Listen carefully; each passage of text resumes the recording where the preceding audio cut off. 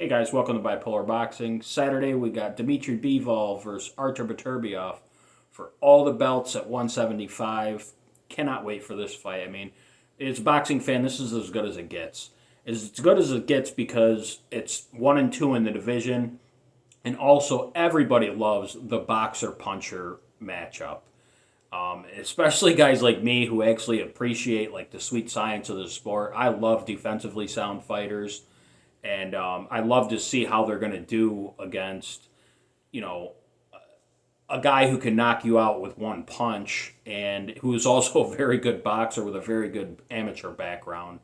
So I mean, this is what we're a fan of boxing for. Like we want to see fights like this.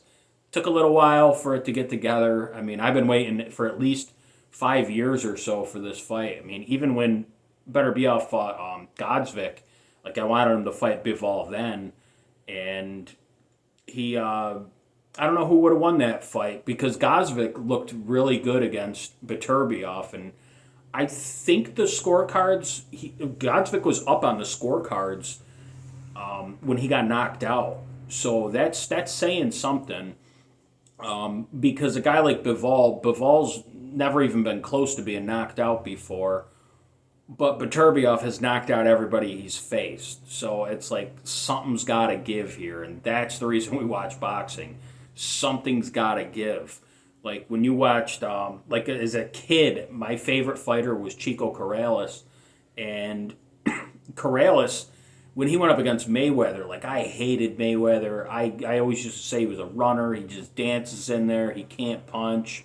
All this stuff. Well, he went out there and beat the living shit out of my guy Corrales, and it was bad. It was bad. That's my favorite performance from Floyd right there, and he did it when he was young. Both those guys were fairly young when they fought. They were both undefeated in their prime, and I mean Floyd just absolutely annihilated him. So ever since that fight, I mean I had to step back and realize that like there's something I'm missing here. I liked all these knockout artists. I was a big fan of like Artur and stuff. But like when those guys, I don't want to say Beterbiev relies on his power, but like he kind of does because he gets these knockout wins. And in cases like the Godsvik fight, like he was down on the scorecards in that fight. So my thinking going into this fight is if Beterbiev doesn't knock him out, he doesn't win. Also, I mean, with Bivol, I mean, if he gets hit with one punch, it could be done. So, I mean, it's all about when the guys are this close or whatever, like what's the safest bet? What's the safest pick? To me, it's Dimitry Bivol by decision. I think it should be like Bivol should be like a 2-1 favorite at least in this fight, just because Beterbiev has to knock him out. Unless Bivol is completely terrified of his power, which I read an article the other day on boxing scene.com, and Bivol just said like I have no plans on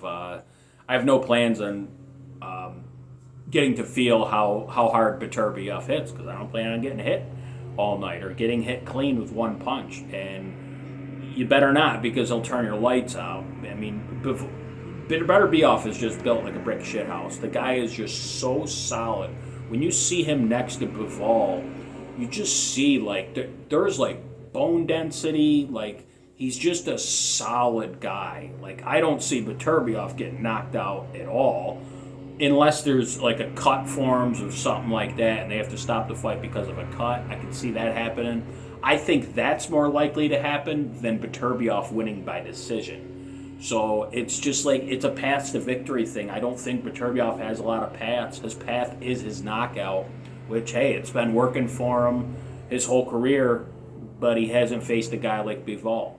You know, but I mean, it goes both ways. That's why it's such a tough fight to pick because Bivol hasn't fought anybody close to Beterbiev either. You could say Canelo. Like, I think Canelo's a better fighter than Beterbiev, but he's not as big. He doesn't hit as hard, and he doesn't fight as well off his front foot as Beterbiev. But Beterbiev will be on his front foot all night. But Bivol is going to have to fight perfect for 36 minutes to win this fight. But I think he does. And if not, it's going to be near perfect. I think he can survive a knockdown. and still win this fight on points. I think he's going to build that big of a lead. So when it comes down to it, I just don't see a guy who's as defensively sound as Bivol getting knocked out, because I've never seen him hurt. I've never even seen him hurt before, so it's hard for me to imagine him getting knocked out. And like I said, I definitely can't envision Beterbiev taking 7 rounds out of 12 from him. So I'm just stuck. I gotta go with Bivol. I mean, I've always said that Bivol is a slight step ahead of Beterbiev since I was at Bivol's fight against Joe Smith. And the way he just dismantled, I was never a big fan of Joe Smith, but like Joe Smith was like, I think he was ranked number 3 in the light heavyweights at the time, and Bivol just put it on him. He put on a masterclass. I don't know if Joe Smith won a round in that whole fight, but from then on, I was like, dude, Bivol is the man in this division, and Beterbiev is a close second. Because that was also around the time that Beterbiev fought Godsvik, and I mean, we just saw a little bit of flaws from Beterbiev there, but that's because he was also fighting Godsvik, who was very, very good at the time. And I mean, it's going to be an exciting fight. There's so many unknowns in the fight. It's really just going to come down to, as hack as it sounds, like whoever implements their game plan or executes their game plan, like. That's who's gonna win. But like I said, pretty much 10 out of 10 of these fights between a boxer and a puncher, when they're this close in skill level, I'm gonna take the boxer to win more rounds and not get knocked out. And that's what seems to happen in a lot of these fights. I mean, a lot of them are going to be Floyd fights, but like Floyd Corrales, Floyd Manny Pacquiao, like. It just, the pure knockout artists, they struggle when they get in there with a guy who's not there to be hit, and a guy who can run around the ring for 12 rounds. And he's also like, I mean, because when he's not hitting them, there's also going to be a few moments in there where Beterbiev might try to get on his back foot, like Canelo tried to do a few times. Like Canelo tried backing himself up onto the ropes and inviting Bivol so he can counter him, because if not, you can't. It's very difficult to chase a guy down and try to swing, and then you end up overreaching and getting countered yourself. So sometimes as the power puncher, you just back yourself up, make the guy who's running around come after you, and see what happens. But Bivol proved in that Canelo fight, like if that happens, he can throw a quick 1-2 and just bounce out of the way. And I don't think he's going to follow him to the ropes if Beterbiev tries that. So I think Beterbiev's going to do whatever he can to try to win like 2 or 3 of the first 6 rounds. But after that, I think he's going to lose a lot of those early rounds anyways, even though he's trying to win them. And I think he's just going to be kind of lost in there in the later rounds. And Bivol might not be doing that much, but he's going to be landing the cleaner punches on Beterbiev. I don't know how effective they'll be. But, you know, and another thing in here is like Beterbiev's 39 years old. So some people are talking about his legs maybe not being there, but I don't think he's going to have to use his legs too much in this fight, because he's going to be the one walking forward. If anybody's going to have to use their legs, it's going to be Bivol. It's a lot more difficult to fight off your back foot than it is off your front foot, as far as like tiring, you know, your lower body. But I mean, I just think Bivol gets it done here. So give me Bivol by decision. Like I said, if he gets a knockout, I think it's going to be because of a cut or something like that. It's not going to be a TKO or a knockout or anything like that. It'll be because of a cut. But I think he wins a decision. I'm going to say like 8 rounds to 4. I think it'll be a pretty decisive decision. They'll give Beterbiev the win, and then I don't know what the hell we get after that, because the Canelo fight's really the only thing left, and Bivol's only 33 years old if he wins this fight.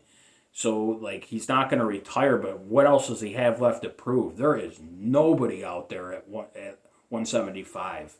So the Canelo might be the only thing, and if Benavidez Morel is going to happen, that would be great to make the Canelo Bivol fight and then have Canelo Benavidez to set that up. Because Canelo, win or lose, if he wins or loses against Bivol in the rematch, I think we could still get that Benavidez fight.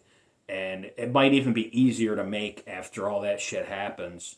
And even if if Canelo loses, he might be like, man, I'm not really the man anymore. Like he might kind of have to beg Benavidez for a fight at that time. But I'm guessing if they fight, like none of his belts at 168 will be on the line. No one's gonna strip him of his belts, and he'll still have the belts. So that Benavidez fight will happen. But yeah, let me know who you guys think's gonna win this fight, and let me know who you think the winner should fight next, or if you think there should be a rematch. Because I gotta imagine this fight's gonna be pretty competitive, and even if Beterbiev doesn't get the knockout, it might leave people saying like, man, if there was another 12 rounds, I think Beterbiev could figure him out. Because that's the other thing when you're facing a master boxer and you have to. There's only so much you can do in training and sparring. You have to learn what he's doing in the ring, and you have to figure out a way to chase him down effectively and cut off the ring and stuff like that. You have to do that in fight. And sometimes you end up just giving away too many rounds. And then when you give away too many rounds, a guy like Bivol is going to be like, I got a lead, and I'm just going to dance around you for the last 4 or 5 rounds because I don't need to win any of them. But that's what I think's going to happen. So like I said, let me know who you think's going to win. And let me know if you think the winner of this should be top 1 or 2 pound for pound, because I think the winner of this is right up there with Usyk. I think they surpass Inoue and Crawford in the top 2 or 3. But have a good night, guys.